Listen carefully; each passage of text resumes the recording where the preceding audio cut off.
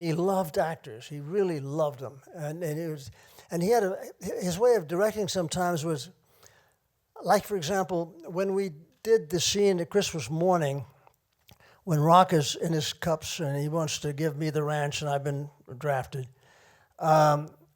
He called me into Rock's dressing room, and Rock was there with a glass of scotch. It's 8 in the morning.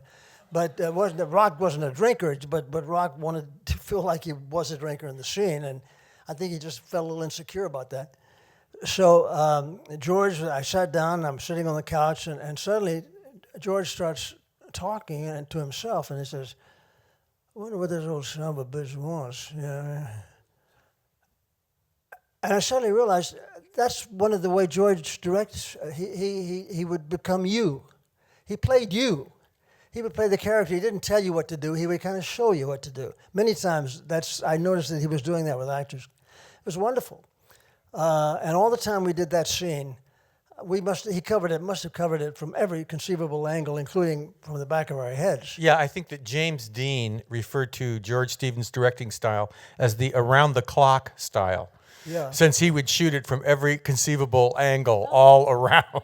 He always did, but he ends up with, well, anyway, every time we did the scene and I would mention being drafted, off camera I would hear him snickering, He was a real audience. He's sitting there snickering. So even though I was afraid I was a little bit over the top, but George seemed to like it, so we just kept doing it over and over again. Can you tell us a little bit about what the atmosphere was like on the set? You were talking about that when we were in the... Well, first of all, we went down, the second generation went down. They'd been there for a couple of weeks or 3 weeks or whatever it was. And the second generation of actors went down on the train. This is to Marfa, Texas. To Marfa, Texas, yes, to Marfa, Texas. And Dennis Hopper and I were put in the same stateroom. Little did I know we were also going to share the same bedroom for the next, month and a half.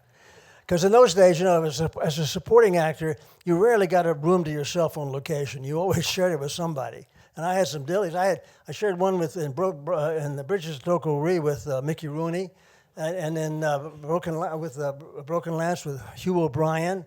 I shared one with Destination Gobi with Ross Bagdasarian, who later wrote Come On to My House. He also wrote the Alfred the Chipmunk songs, But anyway, it's it's a real honor to be here with someone that spent the night with Alvin. Listen, Mickey Rooney was more fun. Maybe Mickey Rooney and Alvin should have, Well, Mickey Rooney thought he was with Alvin,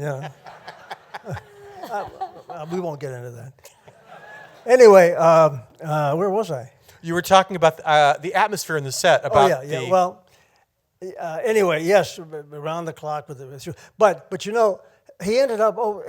George loved to shoot. George's dream was to work in the cutting room. He once said if he had to give up directing or acting directing, acting, producing, writing, whatever, he said the one thing he would keep would be editing. That was the one thing that he would give up directing. He said for editing, he loved to edit. He had literally thousands of feet of film of when he got miles of film at the end of Giant, and he spent a year cutting it.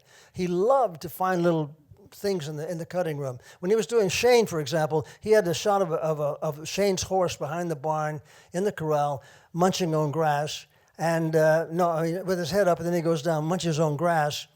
And when he runs it back and forth on the moviola, suddenly that horse he's munching grass, and then his head goes up like that. And George takes that clip, reverses it like that, and then lays Brandon DeWilder's voice in the morning, a little laugh coming in. And he was so delighted that he just quit, and that was it for the day. He loved that he discovered that little moment, I think this is a good moment to acknowledge the editor of this film, William Hornbeck, who was a legendary editor. Right. And he edited this as well as won an Oscar for Place in the Sun and did an incredible job. Also, William Mellor, the cinematographer, who worked with George Stevens, and of course, the marvelous score by Dmitri Tiomkin. And what? The marvelous score, music by Dmitri Tiomkin. He died in 1975, I just discovered, Miller, Incredible score, Yeah. but he had a tremendous crew of people who worked with him. But he was one of the guys that Eisenhower during the war chose George to head up the the military cinematographic Yes. group. He formed a big group to take overseas to film the end of the war and the battles, and also to go into the concentration camps. And that's what really changed, had such an effect on George. From that on, he quit doing comedies for so long and really got serious about. He wanted. In fact, he said about this picture, he wanted to do something, that people could get, into, and I've forgotten what the word Really, is. to really make people think and start to change the world, which the film definitely did. But you mentioned this. What George did a brilliant thing. The Texans hated the book Giant, hated it, and they really. There was a lot. George had a hell of a time getting a studio to produce it. Finally, Jack Warner agreed to, but only if George would take not a cent for the movie. He worked for like 3 years writing the script, working and producing the whole. It took about 3 years out of his life. He did not get a penny for any of that. He did have a piece of the picture at the end if it was a success, but he also had the main thing he had was control, and he insisted on having the final cut.